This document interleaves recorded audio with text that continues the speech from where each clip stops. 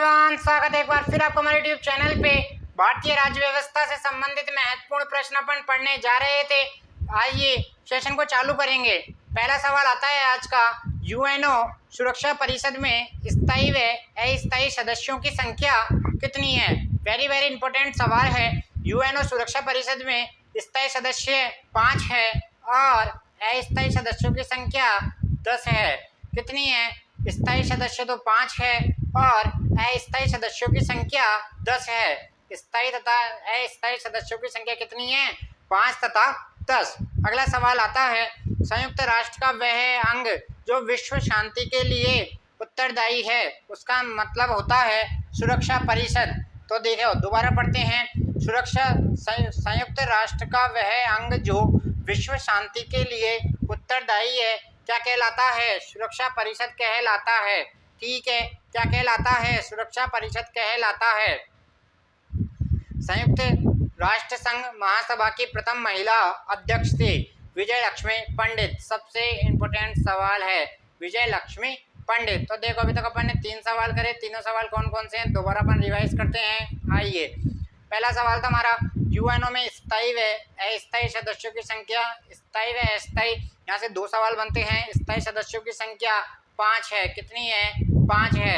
और अस्थायी सदस्यों की संख्या 10 है। ठीक है। संयुक्त राष्ट्र का वह अंग जो विश्व शांति के लिए उत्तरदायी है क्या कहलाता है? सुरक्षा परिषद कहलाता है। संयुक्त राष्ट्र संघ महासभा की प्रथम महिला अध्यक्ष विजय लक्ष्मी पंडित थी। विजय लक्ष्मी पंडित थी। वेरी वेरी इंपॉर्टेंट सवाल है, इस बात का आप लोग ध्यान रखना।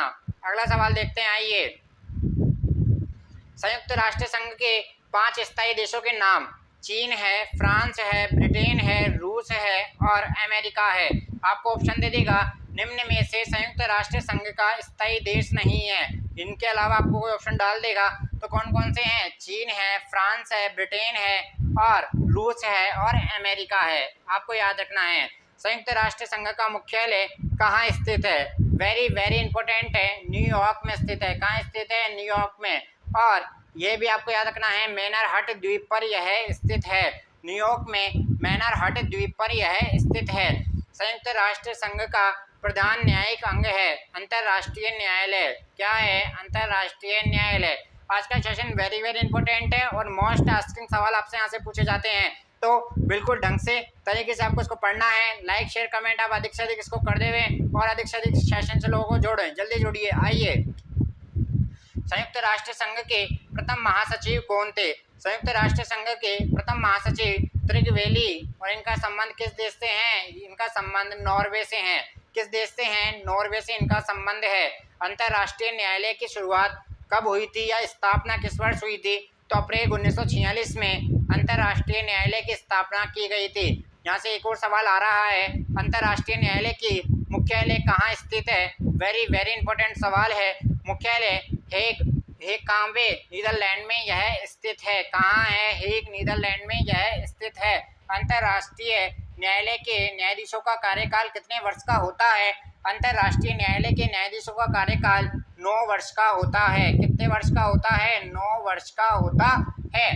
तो संयुक्त राष्ट्र संघ के प्रथम महासचिव कौन थे? त्रिगवेली। नॉर्वे से इनका संबंध है। अगला सवाल, अंतर्राष्ट्रीय न्यायालय की स्थापना। अंतर्राष्ट्रीय न्यायालय की स्थापना अप्रैल 1946 को। मुख्यालय हेग नीदरलैंड में स्थित है। अंतर्राष्ट्रीय न्यायालय के न्यायाधीशों का कार्यकाल 9 वर्ष का होता है।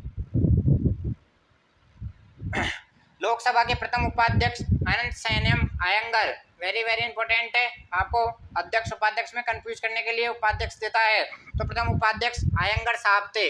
कौन थे? अयंगर साहब। संविधान की 8वीं अनुसूची में बोडो, मैथिली, डोंगरी, सातली भाषा को जोड़ा गया था। संविधान का 92वां संविधान संशोधन और कौन सा था? सन 2003 में। कौन 4 भाषाएं जोड़ी गई थी? बोडो, मैथिली, डोगरी और संताली।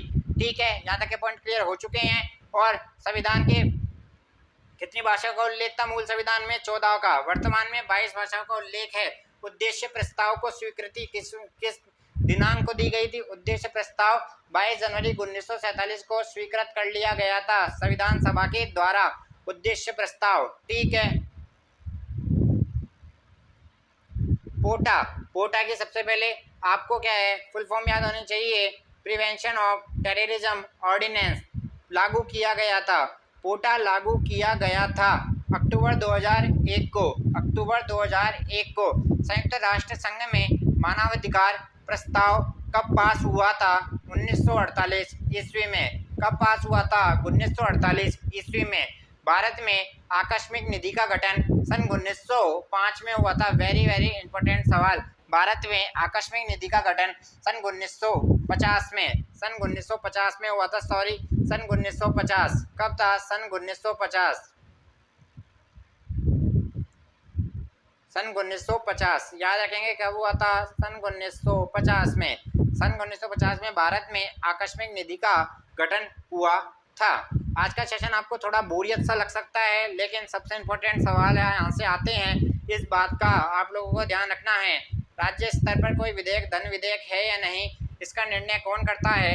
राज्य स्तर पर कौन करता है? विधानसभा के अध्यक्ष इसका निर्णय करते हैं। संघ लोक सेवा आयोग के सदस्यों की संख्या, संघ लोक सेवा आयोग के सदस्यों की संख्या 10 होती है। कितनी होती है? 10 होती है। राष्ट्रीय ध्वज को संविधान सभा द्वारा कब अपनाया गया था? राष्ट्रीय ध्वज को संविधान सभा द्वारा 22 जुलाई 1947 को अपनाया गया था। कब अपनाया गया था? 22 जुलाई 1947 को राष्ट्रीय ध्वज को संविधान सभा द्वारा अपना लिया गया था। अगला सवाल देखते हैं, आइए। प्रथम लोकयुक्त कहाँ नियुक्त किया गया था? राजस्थान में। यह हमने आपको बता दिया है, ठीक है। कैबिनेट मिशन के सदस्य थे सर स्टेफोर्ड क्रिप्स। तो आप यहाँ से क्रिप्स याद रखेंगे, लॉरेंस और अलेक्जेंडर। क्रिप्स, लॉरेंस और अलेक्जेंडर। तो लॉरेंस से आप आई थिंक आपको याद होगा, लॉरेंस से कैबिनेट मिशन के सदस्य कौन थे? लॉरेंस थे। भारत में प्रेस परिषद का गठन सन 1956 में किया गया। वेरी वेरी इंपॉर्टेंट सवाल है। भारत में प्रेस परिषद का गठन सन 1956 में किया गया था। अगला सवाल देखते हैं। सुप्रीम कोर्ट और हाई कोर्ट द्वारा जारी किया जाने वाला रिट है। 5 प्रकार के रिट है, आपको विद डिटेल पढ़ा दिए गए हैं। डिस्क्रिप्शन में लिंक है, वहाँ जाके आप इसको देख लेना। 5 प्रकार के रिट जारी कर सकता है। वेरी वेरी इंपॉर्टेंट है। राज्यों के राज्यपाल अपने कार्य के लिए उत्तरदायी होता है राष्ट्रपति के प्रति। किसके प्रति? राष्ट्रपति के प्रति। एकमात्र यूटी, एकमात्र यूनियन टेरिटरी जिसका स्वयं का उच्च न्यायालय है, एकमात्र यूनियन टेरिटरी जिसका स्वयं का उच्च न्यायालय है, वह कौन सा है? दिल्ली है। भारत की राष्ट्रीय राजधानी दिल्ली है। एक केंद्र शासित प्रदेश होते हुए भी इसका क्या है? स्वयं का अपना एक उच्च न्यायालय है, अर्थात हाई कोर्ट है। भारत शक संवत पर आधारित राष्ट्रीय पंचांग को कब अपनाया गया था? भारत शक संवत पर आधारित पंचांग को, राष्ट्रीय पंचांग को कब अपनाया गया था? 22 मार्च 1957 को। और यह सवाल करंट में आपसे अधिकतर पूछा जा रहा है। राष्ट्रीय पंचांग का प्रथम व अंतिम महीना कौन सा होता है? राष्ट्रीय पंचांग का प्रथम महीना चैत्र होता है और अंतिम महीना फाल्गुन होता है। तो दोबारा याद रखेंगे, राष्ट्रीय पंचांग का प्रथम माह चैत्र होता है, अंतिम माह फाल्गुन होता है। यह भी आपको याद रखना है। मंडल आयोग का संबंध है, मंडल आयोग का संबंध पिछड़ी जातियों से है। किसका संबंध? मंडल आयोग का संबंध पिछड़ी जातियों से है। आगे बढ़ते हैं, आइए। भारत का सॉलिसिटर जनरल होता है एक प्रशासनिक अधिकारी। भारत के संविधान को तैयार करने के लिए गठित समितियों की कुल संख्या कितनी थी? यह सबसे इंपॉर्टेंट सवाल है। कितनी थी? 14 थी। अगला सवाल आता है, प्रारूप समिति में सदस्यों की संख्या 14 थी, सॉरी 7 थी। प्रारूप समिति में सदस्यों की संख्या 7 थी। कितनी थी? 7 सदस्य शामिल थे प्रारूप समिति में। कितने सदस्य शामिल थे? 7 सदस्य शामिल थे। तो आज का सेशन हम यही समाप्त करते हैं। कल मिलते हैं आपके साथ एक ऐसे ही इंटरेस्टिंग वीडियो के साथ। जब तक आप चैनल को प्यार देते रहिए, लाइक शेयर कमेंट अधिक से अधिक, और आप चैनल पे नए हैं तो बेल आइकन को जरूर प्रेस करें। वेरी वेरी इंपॉर्टेंट सेशन है, थोड़ा गौर से पढ़ें। ऐसी प्यार देते रहिए। थैंक यू, धन्यवाद, नमस्कार।